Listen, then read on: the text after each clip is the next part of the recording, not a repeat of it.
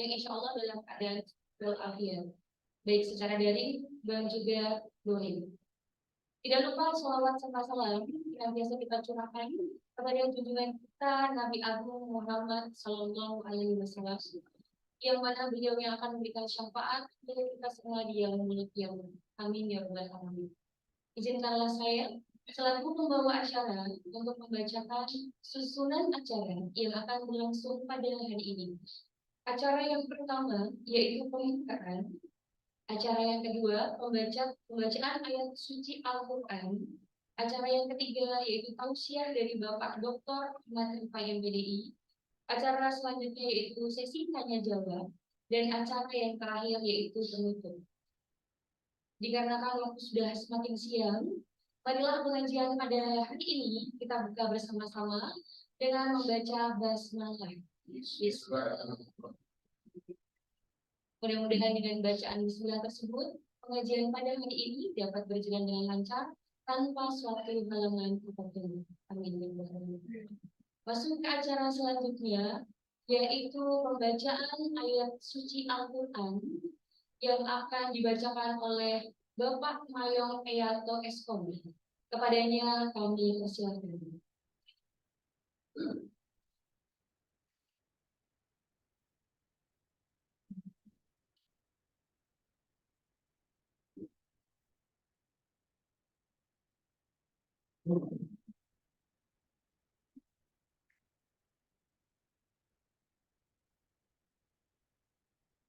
أعوذ بالله من الشيطان الرجيم. بسم الله الرحمن الرحيم.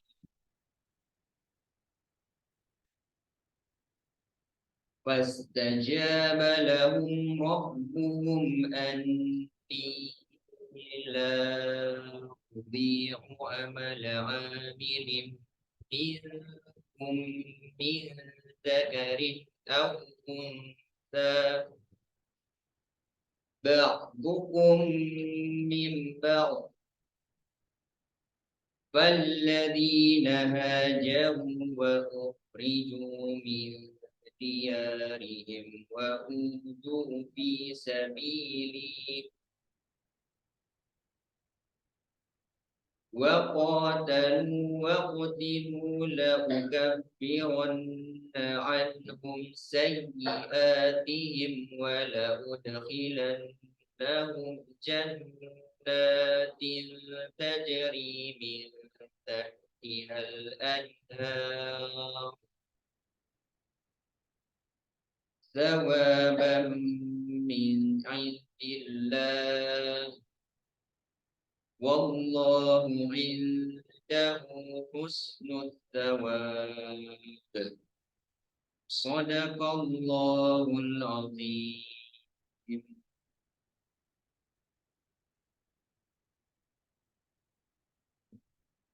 Assalamualaikum warahmatullahi wabarakatuh.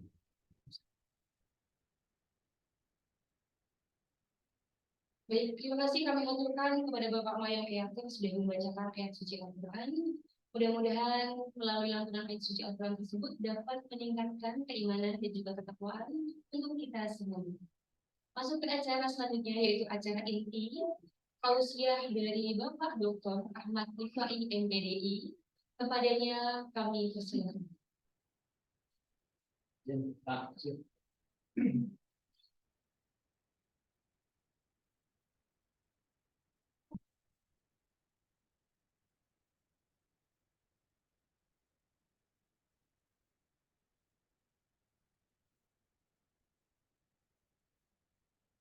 Berfungsi nggak ini? Ya. Assalamualaikum warahmatullahi wabarakatuh. Alhamdulillah nahmaduhu wa nasta'inuhu wa nastaghfiruhu wa na'udzu billahi min shururi anfusina wa sayyiati a'malina.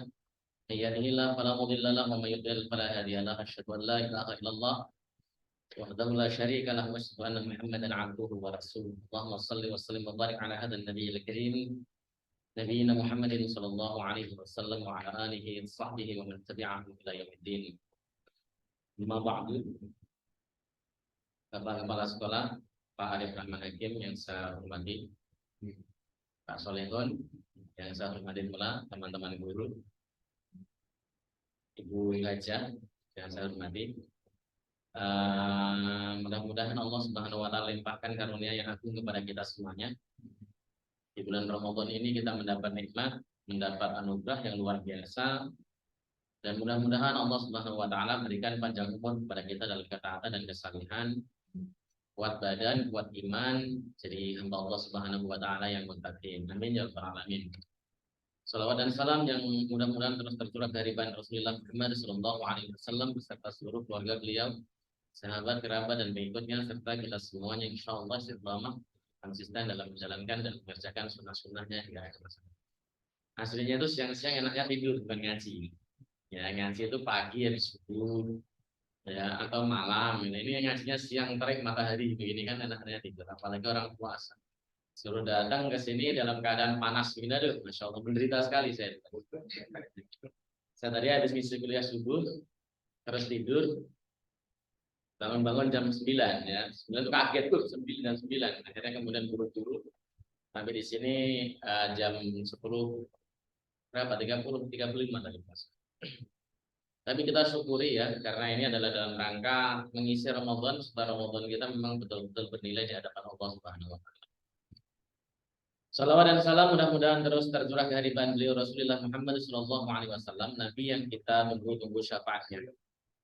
Jadi syafaat Nabi itu Pak Bu, ada 4 syafaat Nabi.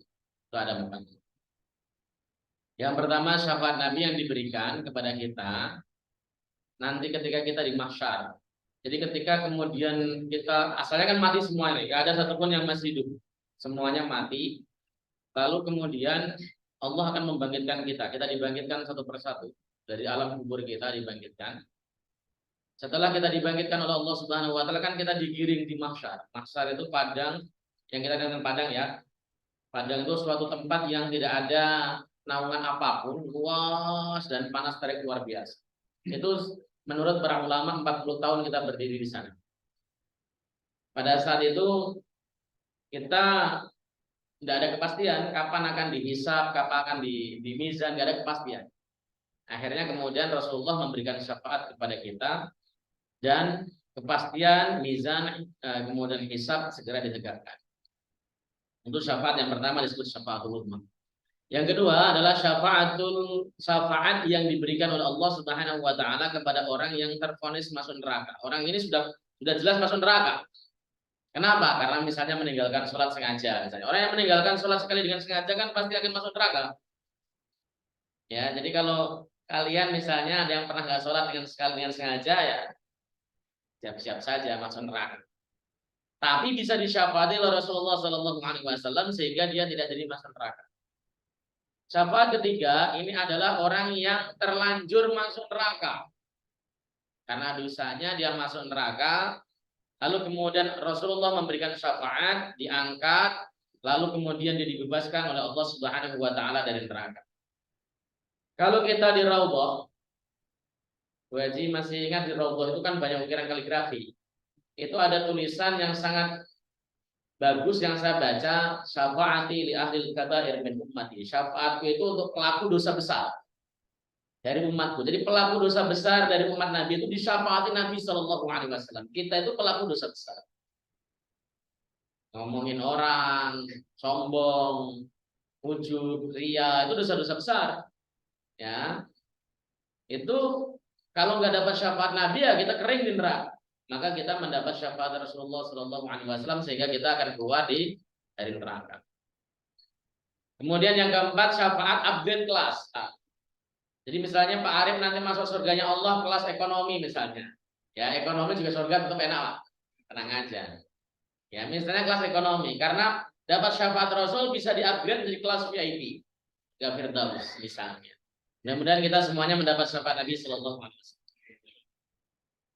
Ya, nanti di akhir saya akan mengadakan kuis untuk bertanya. Setiap yang bertanya saya kasih 50.000. Pertanyaannya benar. Pertanyaan benar dan baik. Jangan nanya ngasal, ya. 50.000 untuk 4 penanya ya, untuk 4 penanya. Kalau ada yang lebih nanti bisa minta sama Pak Arif. Maka siapkan pertanyaan-pertanyaan yang berbobot. Oke, kita akan membahas masalah saum Ramadan.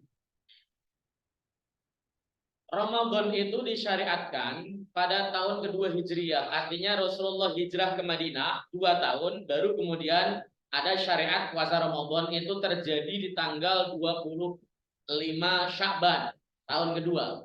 Bayangkan, setelah turun ayat 5 hari kemudian suruh puasa. Kira-kira kalau Pak Jadmiko mau apa enggak? Ya ini ujian iman. Ujian turun ayat langsung suruh puasa. Itu berat sekali loh, serius. Tapi para sahabat oke. Padahal puasa di Mekah sana itu jauh lebih berat dibanding dengan puasa di Indonesia. Kenapa? Siangnya lebih panjang. Bisa 14 jam. Bahkan bisa 16 jam kadang-kadang di sana itu. Panjang. Dan triknya luar biasa, Masya Allah. Awal disyariatkan puasa itu tidak seperti sekarang ini. Syariat pertama itu puasa ketika sudah masuk maghrib orang bebas berbuka dengan catatan makan minum boleh, dengan catatan tidak boleh tertidur. Kalau tertidur maka orang tersebut tidak boleh makan minum lagi. Misalnya nih Mas Jadmiko buka, setelah itu makan minum dan sebagainya, kekenyangan, tertidurlah dia, bangun-bangun jam 10, itu udah nggak boleh makan minum lagi sampai hari berikutnya. Itu syariat pertama. Sehingga ada suatu kasus sahabat Nabi Shallallahu Alaihi Wasallam itu seharian kerja di kebun kurma. Bayanginlah kalau sampean itu di Arab Saudi itu panasnya, naudzubillah min dzalik, betul, serius. Musim dingin aja kalau di Mekah itu tetap panas. Kemarin waktu haji musim panas apa musim dingin Bu Haji? Oh, itu panasnya tuh di kepala tang gitu, serius. 40 derajat. Saya kemarin waktu ke sana Desember itu Mekah panas. Panas sekali. Ketika kita melaksanakan tawaf itu, nafas kita kayak mendidih rasanya. Jadi memang kalau panas sekali. Ya, tapi saya waktu ke sana Februari musim dingin. Saking dinginnya kaki saya itu berdarah. Ya, dari lewat pori-porinya keluar darah. Saking dinginnya. Nah, panas di sana luar biasa kan, sahabat kerja seharian di kebun kurma, pulang-pulang mau buka. Ketika mau buka, nggak didapati makanan apapun. Istrinya nggak punya apa-apa. Akhirnya bukanya pakai apa? Bukanya pakai apa, Bi? Air putih. Enggak. Kurma mending, air putih mending. Maaf, bukanya dengan badan. Hebat ya orang sana ya. Hebat. Pak Arif nggak bakal bergerak itu. Di sana hebat. Pakai hubungan badan. Begitu selesai kata istrinya, Mas, aku mau keluar untuk cari makan. Ya gitu kan? Keluar mau cari makan. Nah oke, kata si suami. Istrinya keluar dari makan. Suaminya kecapean tertidur. Istrinya pulang kaget, loh, suamiku tertidur. Kalau sudah tertidur kan nggak boleh makan, nggak boleh ngapa-ngapain. Bangun dia, nggak boleh makan, nggak boleh ngapa-ngapain. Besok lagi kerja di kebun kurma, pingsan dia. Nggak kuat lah. Akhirnya turun ayat waqulu washrabu hatta yatabayyana lakumul faydul abyad minal faydil aswadi minal fajr. Makan minumlah kalian bebas sehingga masuk fajar. Yang sekarang kita pakai saat ini. Oke. Al-Qur'an menegaskan dengan sangat tegas. Ya, ayatnya juga sudah hafal semua. Bunyinya ya ayyuhalladzina amanu kutiba alaikumusiyam kama kutiba alal ladzina min qablikum la'allakum tattaqun ayyaman ma'dudat. Wahai orang-orang yang beriman, diwajibkan atas kalian berpuasa. Kata kutiba diwajibkan, ini yang mewajibkan siapa? Di dalam ilmu nahwu disebut mabni majhul. Enggak diketahui siapa yang mewajibkan. Kenapa? Karena saking pentingnya puasa, seandainya Allah enggak mewajibkan manusia berpuasa, manusia pasti mewajibkan puasa untuk dirinya sendiri. Saking pentingnya. Orang Yaman dahulu, orang-orang kafir Yaman dahulu itu, mereka puasa, jangan salah. Mereka puasa. Para dukun itu puasa.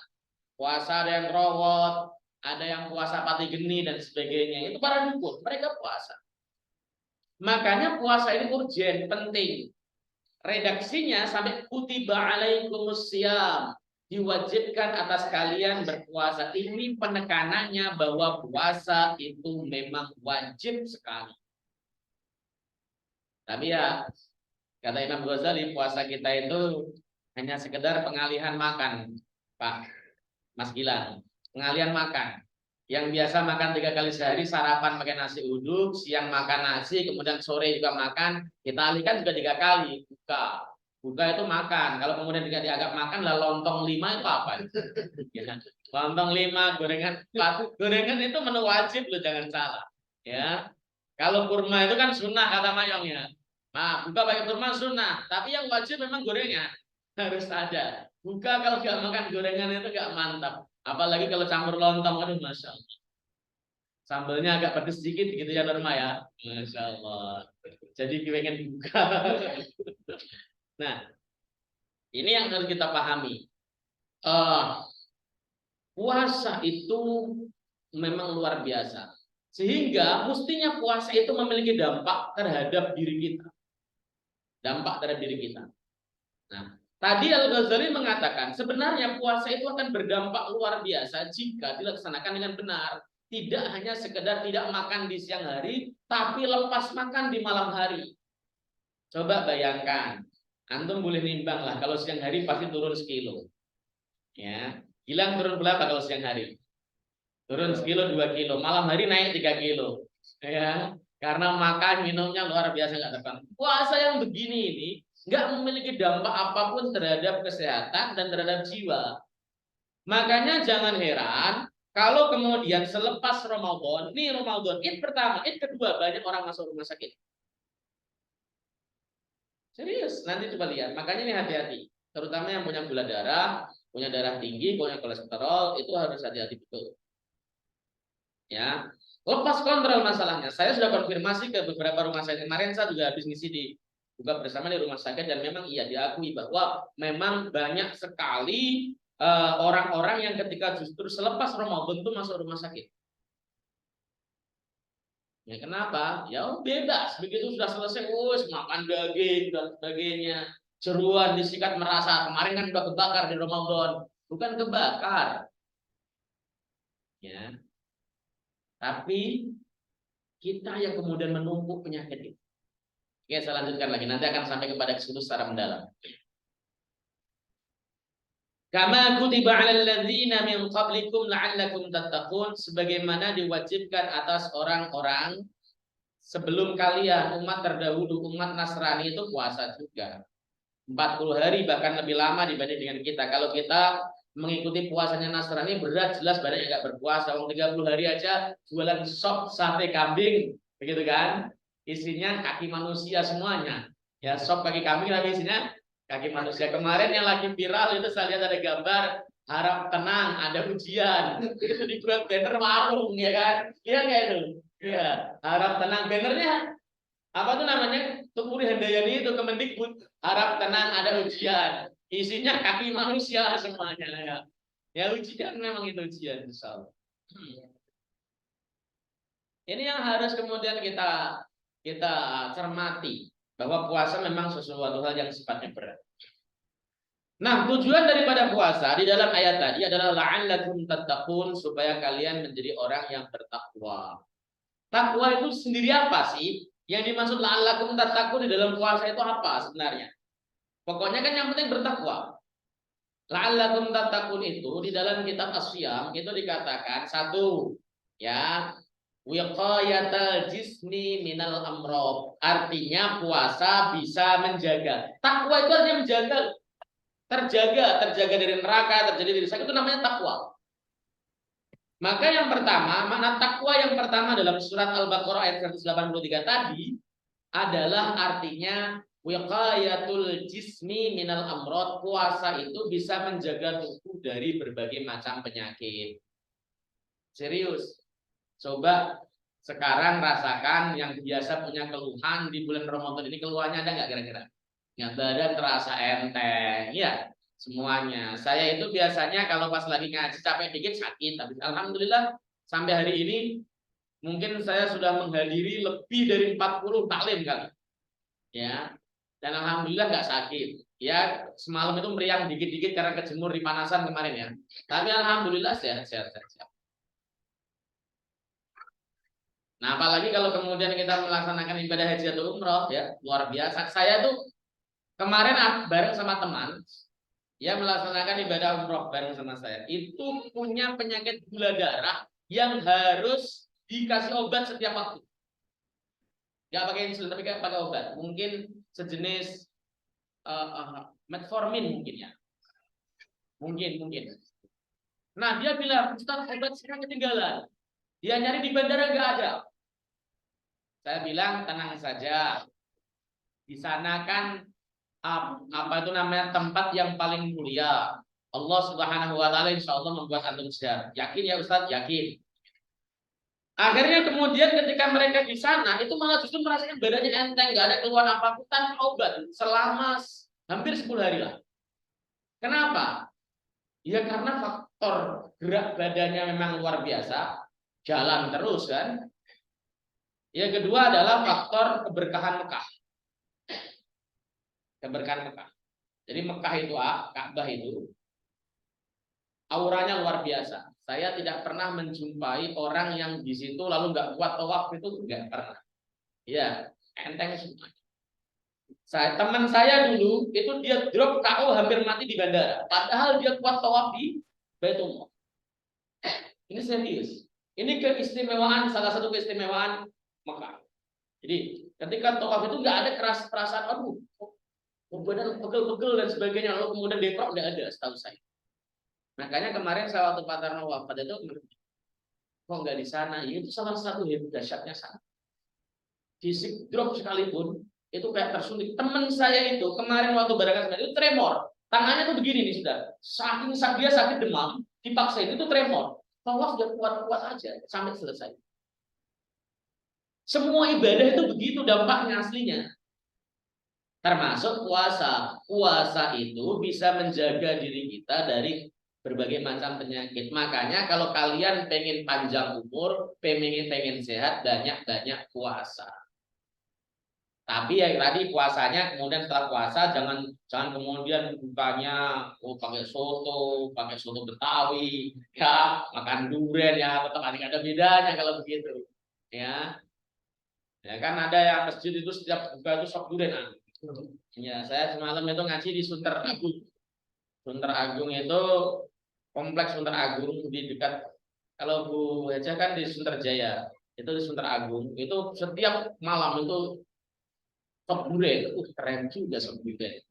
Nah, ini nggak baik mestinya. Ya buka itu cukup kurma sama air aja mestinya ya. Kuat nggak kira-kira? Nggak kuat. Gorengan tuh wajib. Ya, saya udah bilang gorengan tuh wajib.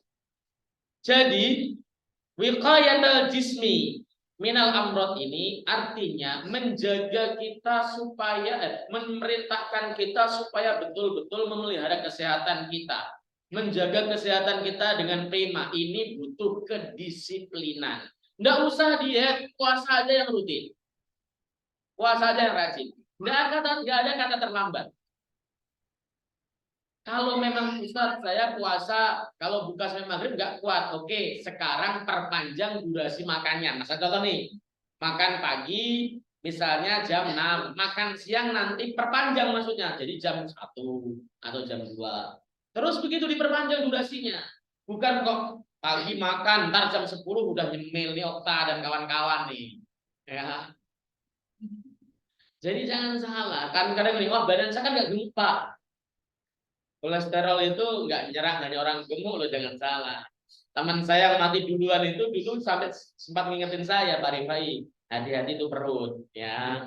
Biasa kalau perut itu penyakit berawal dari perut semuanya. Ini alhamdulillah biar memang perutnya lurus. Mati duluan kena serangan jantung. Kena serangan jantung karena apa? Ada apa namanya kolesterol yang menumpuk di jantungnya.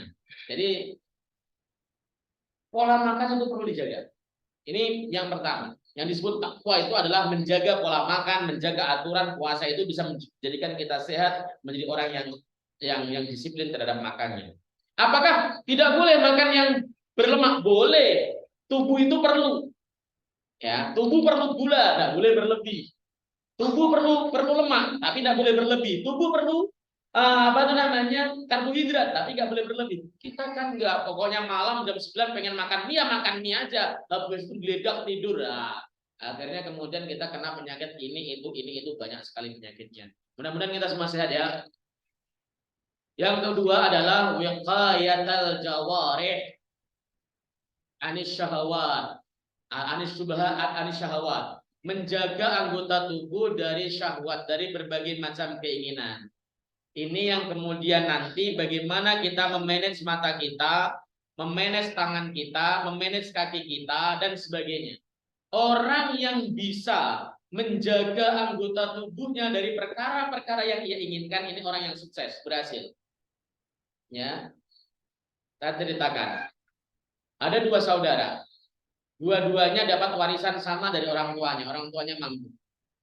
Dulu orang tuanya berpesan, "Nak, kamu setiap hari usahakan makan ikan sampai puluhan. Ya, ikan sampai puluhan. Yang kedua, kalau kamu berangkat kerja, jangan sampai terkena matahari." Kakaknya, dia betul-betul makan ikan sampai puluhan. Wow, ikan bandeng, ikan tongkol tuh sampai puluhan setiap hari. Kalau kerja, dia nggak mau naik ojek, naiknya misalnya taksi dan sebagainya, terus-terusan karena nggak boleh kena sinar matahari. Itu kakaknya. Adiknya berpikir beda. Adiknya ini berpikir, oh iya, ikan yang dimakan untuk lauk sampai puluhan kan ikan teri. Makanya lauknya itu teri. Nah, kerja kalau berangkat jangan sampai kena sinar matahari. Lah kan berarti berangkat pagi-pagi. Ya sebelum matahari terbit. Pulang jangan sampai kena sinar matahari. Kan berarti pulangnya petang. Begitu terus yang dilaksanakan, 10 tahun kemudian kakaknya bangkrut, adiknya yang luar biasa. Ini kemampuan untuk apa itu namanya mengendalikan keinginan. Jadi tidak ada sejarahnya orang kaya itu, orang yang sukses itu, dia tidak memiliki kemampuan untuk meredam syahwat atau keinginan. Tidak ada. Semua orang pengen makan enak, pengen jajan di restoran kayak Pak Solehon dan kawan-kawan hari kemarin. Ya, meskipun nggak ngajakin kita, terus makan-makan ngajakin kita Dewi, pasang di status lagi, ngompor ini. Ya, semua orang pengen makan enak, tidak ada yang nggak pengen.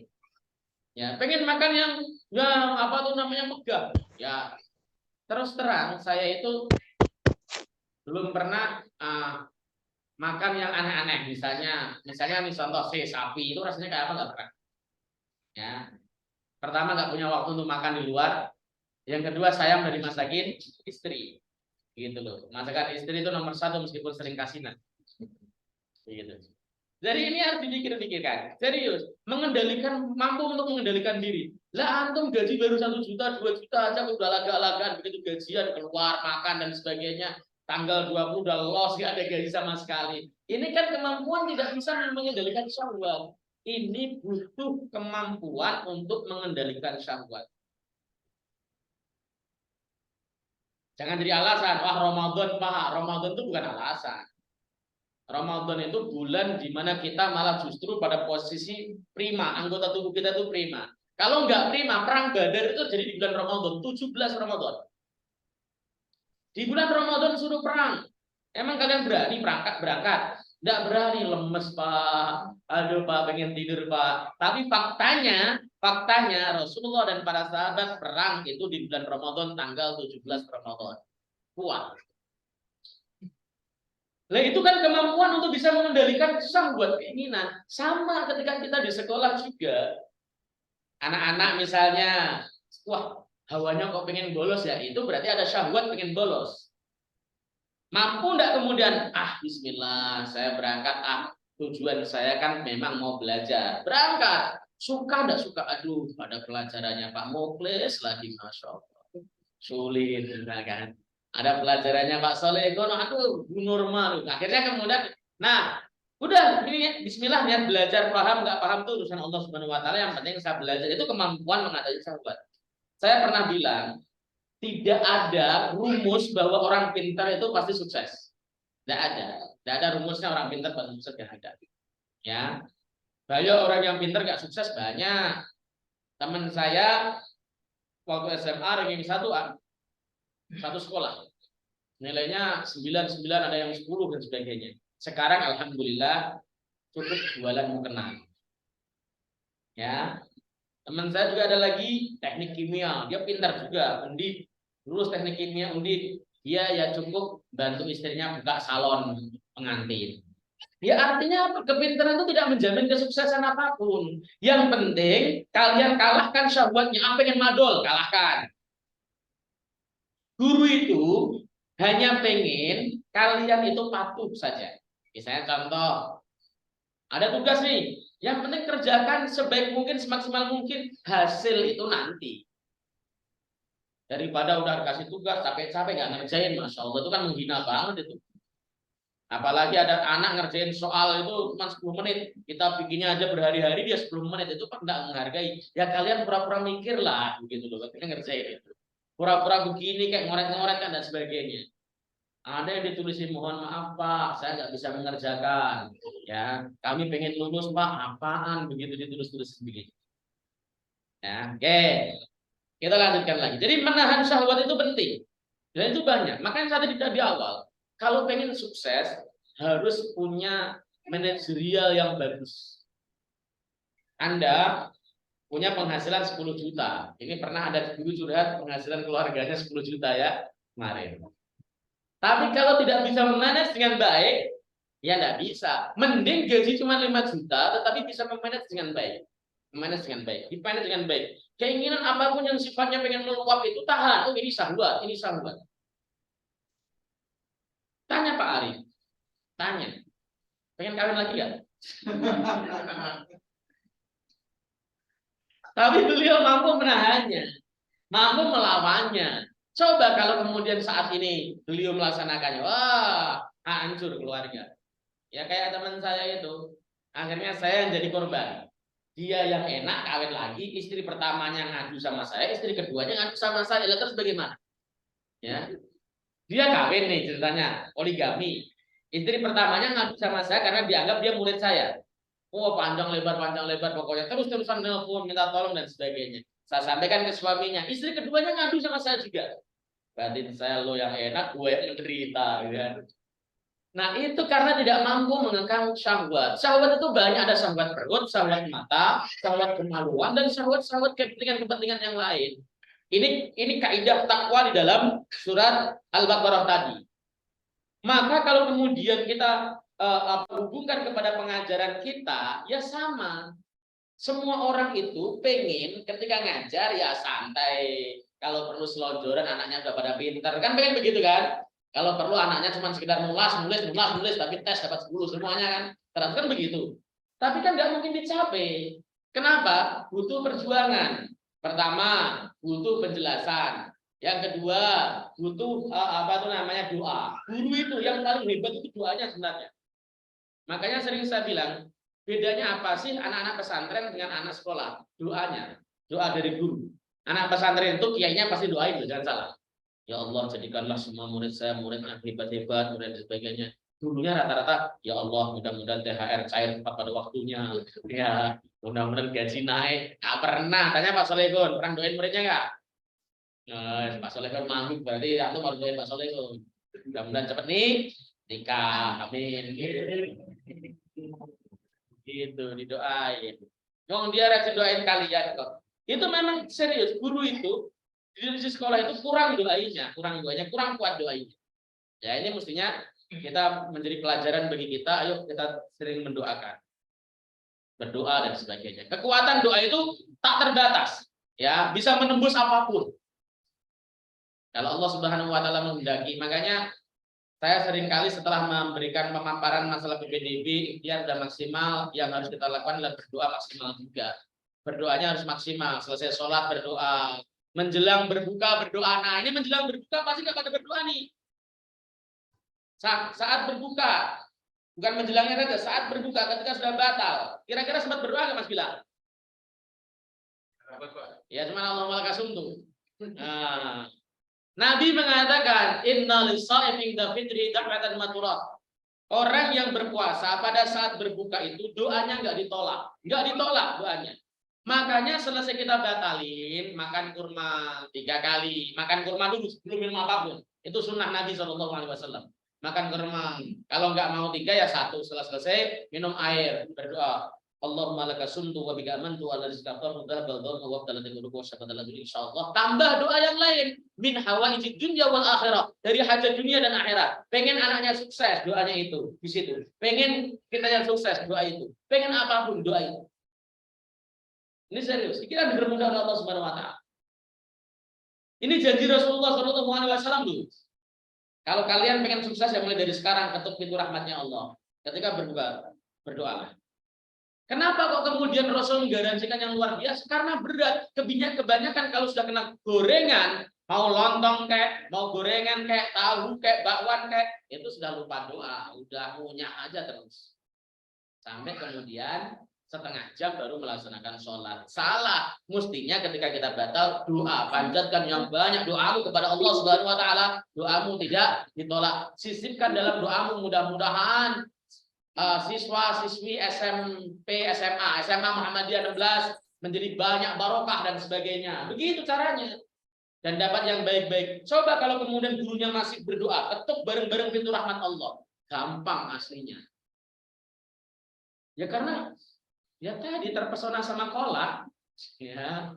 Kolak, es buah ya. Es buah itu jahat banget. Saya semalaman minum es buah langsung KO saya. Ya.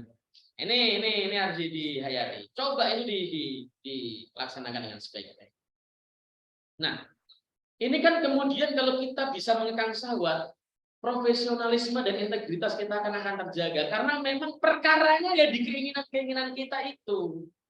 Sakit dikit, keinginan rebahan, bed rest. Lah sakit cuma meriang-meriang dikit. Ya. Gunakan untuk ngajar sembuh insya Allah. Insya Allah ya, insya Allah. Bismillahirrahmanirrahim, berangkat. Kalau sama Allah itu modelnya jangan pakai hitung-hitungan manusia. Kalau pakai hitung-hitungan manusia itu kita memberi 1, maka kita akan kurang 1. Tapi hitungan Allah itu enggak, kita memberi 1, kita akan bertambah terus berkali lipat. Begitu. Kalau ngabdi juga sama, misalnya antum ngurus masjid, nggak dibayar, tapi rajin ngurus masjid, nyapuin masjid dan sebagainya, itu pasti Allah akan berikan rezeki yang tidak pernah disangka-sangka. Ngurusin anak, misalnya di lingkungan ada anak mau ngaji, kita ajarin, nggak usah diminta duit, pasti akan diberikan kehidupan oleh Allah Subhanahu wa taala yang layak. Persoalannya kita kurang yakin sama janji Allah Subhanahu wa taala. Innallaha ya'ti dunya bi'amalil akhirah. Allah akan memberikan dunia dengan kita mengerjakan amal akhirat. Jadi kalau kita lihat di situ, kita akan lihat bagaimana sebenarnya puasa itu bisa membentuk pribadi kita menjadi yang baik. Memiliki disiplin yang baik, prima disiplinnya. Memiliki integritas yang baik, kesetiaan yang baik, loyalitas yang baik.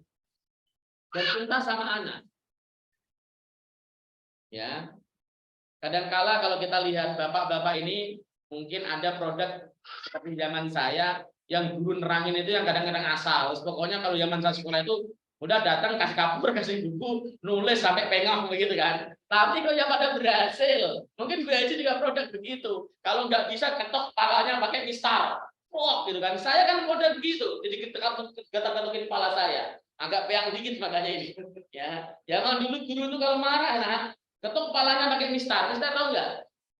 Penggaris yang dari kayu, yang panjang itu, begitu loh, sakit loh serius. Tapi barokah. Kenapa barokah? Ya tadi anak-anaknya pada nurut, begituin nggak kemudian ada yang lapor orang tuanya marah-marah, nggak ada. Bapak kita nggak pernah marah-marah sama sekali. Ya kita pun nggak cengeng. Tadi dipukul guru nggak ada, kepala selalu pakai panah benjol, dilempar penghapus kayu sama guru waktu kelas 4.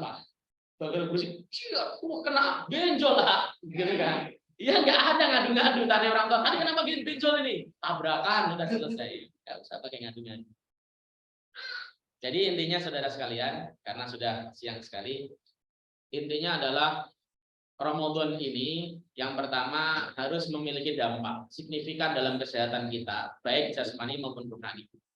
Yang kedua, Ramadan ini harus memiliki dampak signifikan kepada kita, baik dalam peningkatan personalitas kita, profesionalismenya maupun integritas kita serta loyalitas kita. terutama kepada perserikatan. Ya, bahasanya itu jangan pernah berpikir apa yang pernah dikasihkan Muhammadiyah kepada kita, tapi ayo kita pikirkan apa yang sudah kita lakukan untuk Muhammadiyah. Ya, kalau kita kemudian niat bercocok tanam di Muhammadiyah dengan baik sebagai ladang ibadah, rezeki tidak akan kemana. Ya, perjuangan. Kalau sekarang mah enak, zaman Pak Arif, zaman sebelumnya itu sudah enak, gajinya gede-gede, gaji udah nembus jutaan. Zaman kita ya Bu Haji ya, gaji cuma puluhan ribu. Pak Arif, iya 50.000, gaji 50.000 mending, 48.000. 48.000 ngaji saja 1 bulan. Kata kalian buat apa Pak? Ongkos saja habis. Ya. Apakah kemudian punya cita-cita ini dan itu? Enggak ada. Yang penting kita ngajar. Udah, niat ngajar saja. Dan alhamdulillah berkah di mana-mana. Insya Allah kita semua jadi orang yang seperti itu. Insya Allah. Terutama jangan gini-gini. Orang itu niatnya akan beralih, akan jadi berubah jika memang sudah teriming-iming duit. Sehingga apapun orientasinya duit. Tapi gini, saya ngajar. Kewajiban mikirin gaji ada kepala sekolah. Biar kepala sekolah mikirin gaji saya. Yang penting saya ngajar. Itu saja. Saya ngajar sebaik-baiknya. Jangan kurang dikit misalnya contoh nih. Masa gaji saya segini misalnya, padahal Dewi gajinya udah 3 juta, Pak, protes misalnya. Tidak boleh begitu. Ya artinya dia boleh meminta sama Allah ya, tetapi jadikan di perserikatan ini sebagai ladang usaha untuk mendekatkan diri kepada Allah. Jadikan sebagai proposal, ya Allah, saya sudah kerja ya untuk membesarkan dan menyiarkan agamamu di Muhammadiyah ini. Maka sekarang saatnya engkau memberikan aku pertolongan. Insya Allah dikasih rezeki yang tidak pernah bisa kasih. Saya rasa begitu. Silakan yang bertanya. Baik. Ya, wah sudah 50.000 ngambil dulu ya. Lumayan. Saya ingin bertanya terkait hal yang membatalkan puasa seperti kan kata orang jangan marah-marah nanti puasanya batal. Itu apakah benar marah-marah itu dapat membatalkan puasa? Dan kalau misal membatalkan puasa, terus kalau misalnya kita marahnya tidak sengaja kayak misal tersulut itu terus kita istighfar, apakah tetap batal atau gimana? Nah, ya, baik. Jadi marah itu tidak membatalkan puasa. Marah tidak membatalkan puasa dan marah-marah tertentu yang bisa membatalkan pahala puasa. Tidak semuanya. Kalau marah membatalkan pahala puasa, nggak mungkin ada perang Badar. Masa perang nggak marah sih? Masa perang ayo sambil senyum-senyum nggak ada. Kan perang pasti marah-marah. Jadi marah kalau kemudian karena sesuatu hal. Saya kalau puasa juga marah sama anak saya ketika nggak mau diatur. Anak saya misalnya waktunya berjadwal tadarus, baca Quran, dia kok masih main game, itu saya marahin. Ya, kenapa? Itu marah untuk kebaikan. Marah untuk kebaikan itu boleh, tidak masalah, tidak dosa. Ya, kalau marahnya nggak ada sebab, tiba-tiba main marah-marah dan sebagainya ngeluarin kata kotor, itu baru kemudian bisa membatalkan pahala puasa. Pahalanya yang batal bukan puasanya. Terus kemudian kalau setelah itu kita istighfar, insya Allah nggak jadi batal pahalanya karena Allah Maha Pengampun. Jadi yang penting adalah ya Allah subhanahu selesai. Gitu. Nanti hadiahnya diambil sekarang, Mas. Ambil sekarang ya, saya keluarkan. Sebenarnya maksudnya Mas bilang itu ya ini aja nih. Nih 50.000 Mas buat Mas Gilang. Silakan, yang nanya lagi. Yang di Zoom, yang di rumah. Boleh. Yang di rumah. Wah. Pintar. Kalau misalkan puasa tapi nggak sholat itu. Oke. Ada orang puasa tetapi tidak sholat. Ya, apakah puasanya diterima atau tidak? Puasa itu ibadah yang terpisah dengan sholat. Sholat sendiri, puasa sendiri. Jadi tidak ada syarat syarat puasa itu harus sholat, tidak ada. Tapi kalau ada orang puasa nggak sholat, ya pasti dia akan disiksa oleh Allah Subhanahu Wa Taala karena meninggalkan sholat. Ya, kalau puasanya benar, puasanya sah. Apakah dia diterima oleh Allah Subhanahu Wa Taala? Tidak. Maka para ulama banyak mengatakan tidak diterima karena dia melakukan dosa yang lebih besar lagi. Oke ya. Tetapi kalau masalah urusan diterima, menurut saya serahkan sama Allah. Yang penting puasanya baik. Namun orang yang melaksanakan puasa dengan baik pasti harus rajin sholat. Kalau dia rajin puasa tapi nggak sholat, pasti puasanya karena sesuatu, bukan karena Allah Subhanahu Wa Taala. Begitu. Jadi ya ini ingat. Karena kewajiban sholat itu lebih kuat dibanding dengan kewajiban puasa. Begitu. Itu jawaban saya. Nah, silakan diambil. Nih, ini. Enggak ada yang settingan. Di sini ini masih 2 lagi jatahnya. Yang disilakan yang di rumah. Yang di mau nanya enggak? Atau ada lagi yang di sini boleh nggak apa-apa? Anak-anak juga boleh. Kan lumayan kan? Waduh. Nah, kepala sekolah nggak boleh nanya. Ya nanti sudah kuota habis nggak boleh nanya. Boleh. Pak, tadi kan Bapak sampaikan bahwa salah satu waktu saja berdoa kita berpuasa. Ya, saat berbuka. Saya pribadi bertahun-tahun sudah saya laksanakan, tetapi sampai sekarang Allah juga belum memberikan seperti apa yang saya doakan. Oke, baik. Baik. Iya, itu mohon rencananya, Pak. Semua doa kaum muslim itu pasti dijabah oleh Allah Subhanahu wa taala kecuali melakukan satu hal, yaitu minta dengan tergesa-gesa. Bagaimana minta tergesa-gesa? Contohnya, ya Allah, saya sudah berdoa sekian tahun, kenapa belum kau kabulkan? Doa yang terbersit atau terselip perasaan semacam itu nggak akan dikabulkan sama Allah Subhanahu wa taala selama-lamanya. Jadi ketika kita berdoa, jangan pernah ngatur Allah. Seperti ya Allah, segerakan begini. Ya Allah, berikan saya segera. Itu namanya ngatur Allah. Atau tadi bahwa ya Rabbi, saya sudah berdoa, kenapa kau belum ada tanda-tanda kau mengabulkannya? Itu tidak akan dikabulkan sama Allah Subhanahu wa taala. Cara pengkabulan Allah itu banyak macamnya, nggak harus saat itu juga, tapi bisa nanti 2 tahun lagi, setahun lagi, sesuai dengan ketentuan Allah dengan ilmunya yang sempurna pada saat apa kita siap dan mampu. Kewajiban kita kan cuma hanya berdoa, ya Allah berdoa. Ketika berdoa itu penuh husnudzon. Penuh husnudzon itu baik sangka. Bahkan para ulama ada menegaskan kalau bisa sambil nangis seperti orang butuh, sambil nangis, gitu kan. Atau kalau nggak bisa menangis, pura-pura menangis atau seakan-akan mau nangis. Ya itu saking butuhnya. Dan jangan pernah mengatakan dalam hatinya dikabulkannya ya. Tugas Anda cuma berdoa. Ya Allah berikanlah saya ini. Ya Allah jadikanlah saya ini. Ya Allah selesai subhanallah alhamdulillah. Selesai. Udah laksanakan lagi kegiatan yang lain. Hanya begitu saja berdoa. Tapi penuh husnudzon. Yakin kalau Allah mengabulkan. Jangan ada terbersit ya. Jangankan terucap. Terbersit saja tidak boleh. Ya Allah, saya sudah berdoa kok belum dikabulkan ya. Itu penghalang doa nomor 1 kata Nabi Shallallahu Alaihi Wasallam. Doanya tidak akan dikabulkan. Dunia akhirat, di akhirat nggak dapat pahala. Padahal doa itu merupakan pahala atau muhul ibadah. Itu saja. Bagaimana caranya supaya rasa itu tidak ada? Ya tadi kita itu hamba itu ikut mutlak sama ketentuan Khalik pencipta kita. Maka ketika kita berdoa minta ya Allah, ya. Misalnya contoh ya Allah berikanlah hamba rezeki yang halal barokah. Sampaikanlah hamba ke Mekah Madinah ya Allah. Jadikan hamba sebagai haji yang mabrur ya Allah. Amin ya rabbal alamin. Itu saja. Jadi kita meminta. Enggak usah kemudian ya Allah, saya sudah 10 tahun minta agar saya berangkat umroh, kenapa kok nggak ada tanda-tanda kesana hilalnya, kenapa belum nampak ya Allah. Itu dia masalah. Nah doa yang model begini itu tidak akan dikabulkan kata Nabi Shallallahu Alaihi Wasallam. Belajar pelan-pelan. Coba ketika belajar doa, pas masuk doa itu penuh husnudzon, penuh keyakinan, doa saya dikabulkan nih. Ketika minta yakin bahwa kita dikabulkan kan jadi mintanya enak. Ya Allah, saya ingin berangkat haji ya Allah. Nah tahun ini kok gagal tes misalnya, kayak sayangnya biasa saja.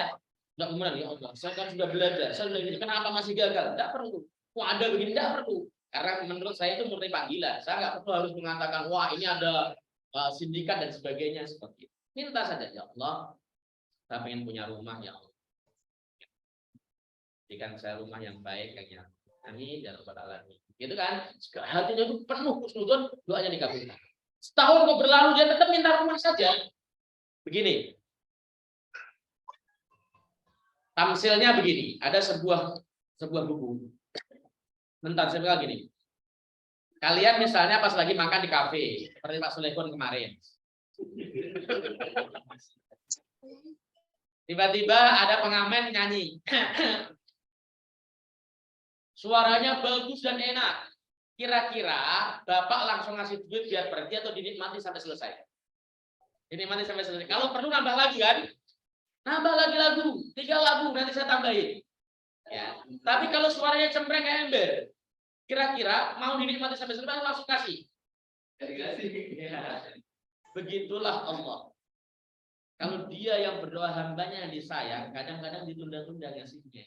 Pengen, ini diterangkan dalam hadis, pengen, ayo hambamu, teruslah meminta, teruslah berdoa, terus meminta, terus berdoa. Begitu tujuannya. Terus, aku rindu suara doamu, aku rindu rintihanmu dan sebagainya. Itu Allah. Tapi kalau hambanya nggak pernah sholat, itu nggak pernah sholat meminta harus dikasih, Ustaz. Lah itu kan suara pengamen cempreng itu tadi. Cempreng nih, nah, pergi sono. Seperti itu. Itu tamsilahnya seperti itu. Karena memang Allah Subhanahu wa taala itu ketika mencintai hambanya, dia sering menunda permintaan, bahkan permintaan seorang nabi sekalipun bisa ditunda sampai lama. Nggak usah kemudian bersuudzon sama Allah dan tetap jangan pesimis. Pesimis itu kan, wah, malas berdoa udah gak dikabulkan kayak kemarin waktu Covid. Awal-awal Covid orang berdoa di masjid-masjid kunut dan sebagainya. Setahun nggak hilang, pada malas kunut akhirnya nggak ada bodo amat. Itu namanya orang sudah menyerah. Itu nggak boleh. Ya, tetap harus berdoa kepada Allah Subhanahu. Karena begitu. Nih Dewi, ini tinggal sebentar terakhir. Dari Mustina bertanya, apabila ada wanita hamil yang sedang sakit tidak berpuasa, harus diganti puasanya atau hanya bayar fidyah? Para ulama beda pendapat.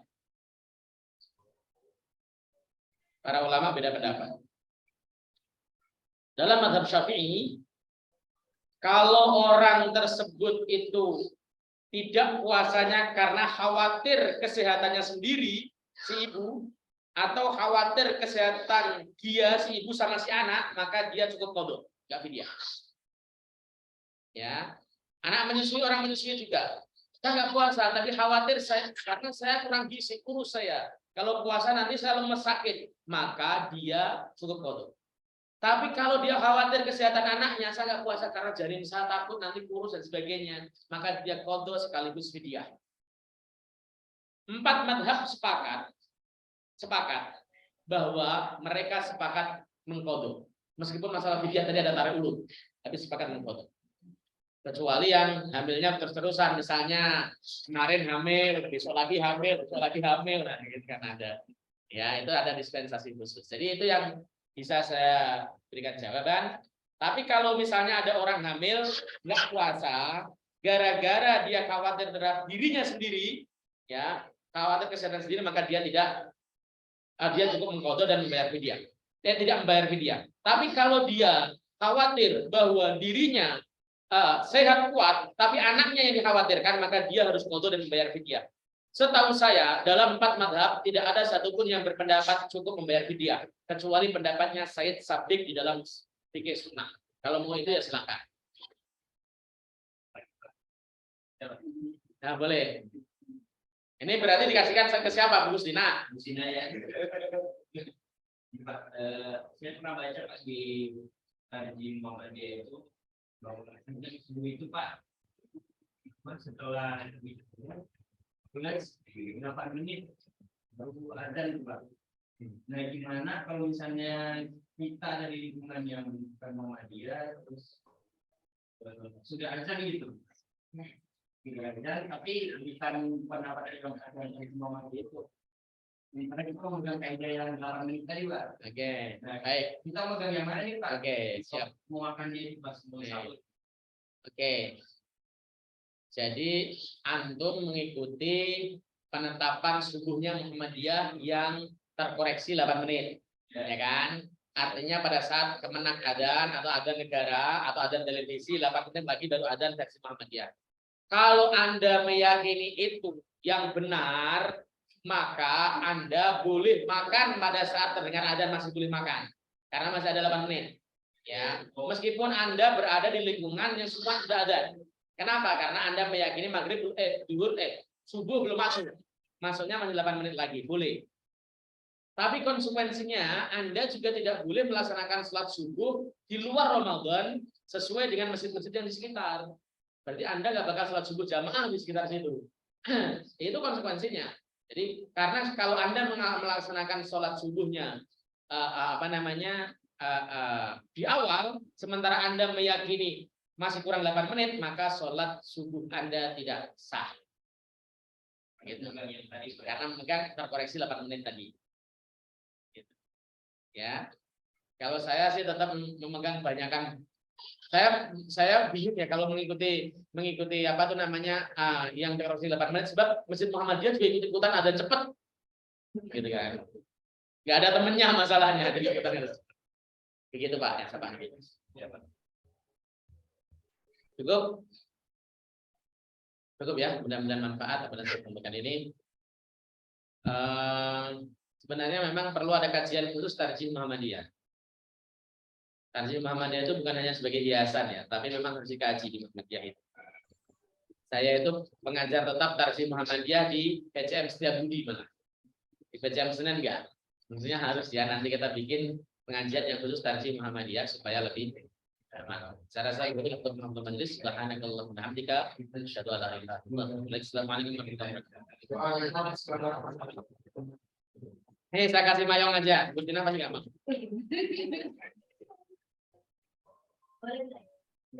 Ya, terima kasih.